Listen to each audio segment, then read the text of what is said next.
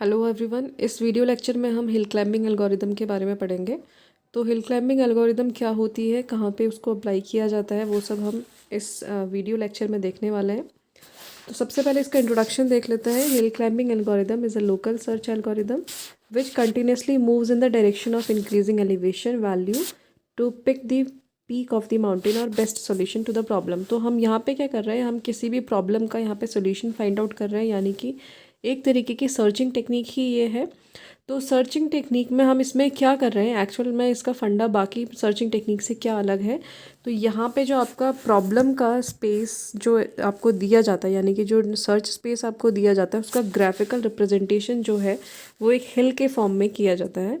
और इसमें हम क्या करते हैं, एक ऐसा पॉइंट हम ढूंढने की कोशिश करते हैं, यानी कि हम कंटिन्यूसली उस डायरेक्शन में हम बढ़ते हैं जहाँ पे एलिवेशन या फिर पीक जो वैल्यू है आपकी किसी भी नोट की वो इंक्रीज़ करती जा रही है, ताकि हम उन नोड्स के पीक नोड में हम वहाँ पे पहुँच सकें जिसका वैल्यू जो है वो हाईएस्ट होगा। यानी कि आपने जितने भी नेबर नोड्स हैं उनमें सबसे ज़्यादा वैल्यूज़ पीक नोड का रहा होगा, तो वही हमारा प्रॉब्लम का जो है वो बेस्ट सोल्यूशन होने वाला है।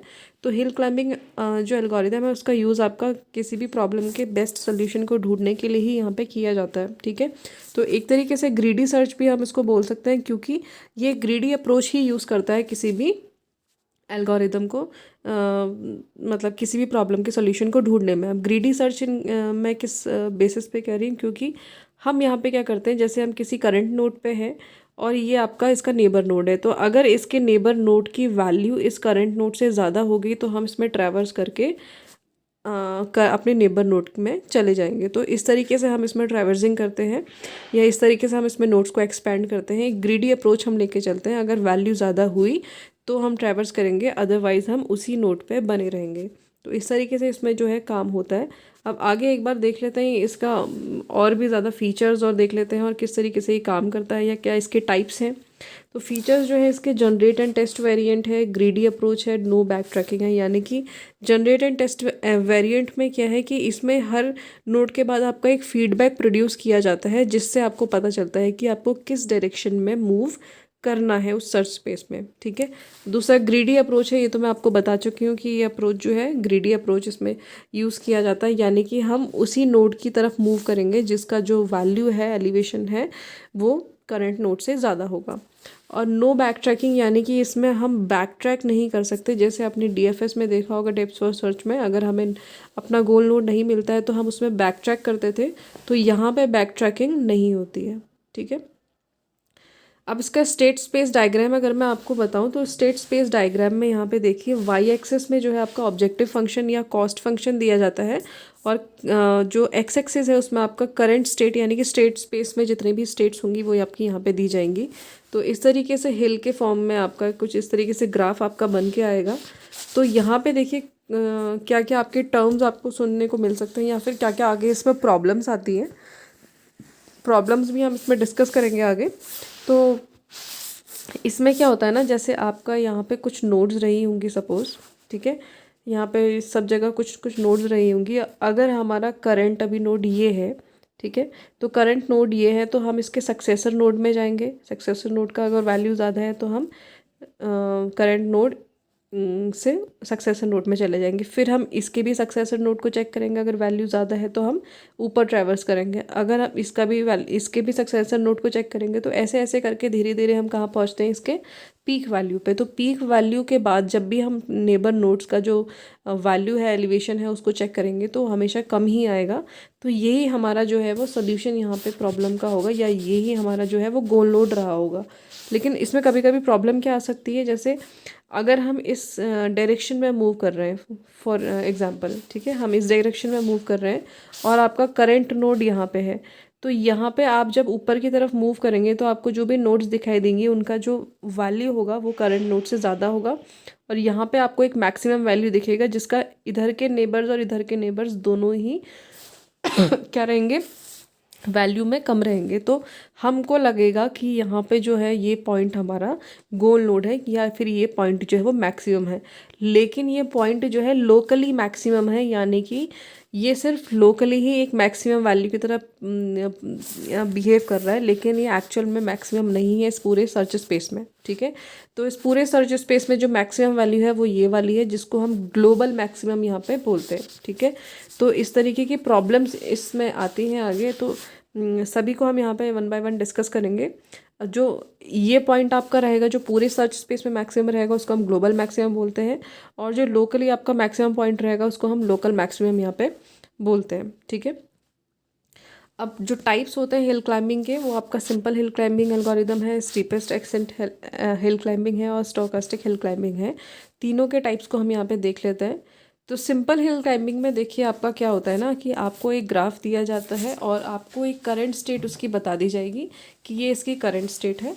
आपको क्या करना है, जो भी आपको ग्राफ दिया रहेगा, सपोज़ ये आपकी करंट स्टेट है, तो उस करंट स्टेट से आप उसके जस्ट ऊपर जो सक्सेसर नोड है, यानी कि जो फर्स्ट उसका सक्सेसर नोड है, उसकी वैल्यू आप चेक करोगे, इवैल्यूएट करोगे, और अगर उसकी वैल्यू अगर करंट नोड से ज़्यादा आई तो आप इस सक्सेसर नोड को करंट नोड की जगह पे रख दोगे, यानी कि आप इस सक्सेसर नोड को अपना करंट नोड अब या करंट स्टेट आप बना लोगे। ठीक है, इस तरीके से आप ऊपर की तरफ बढ़ोगे।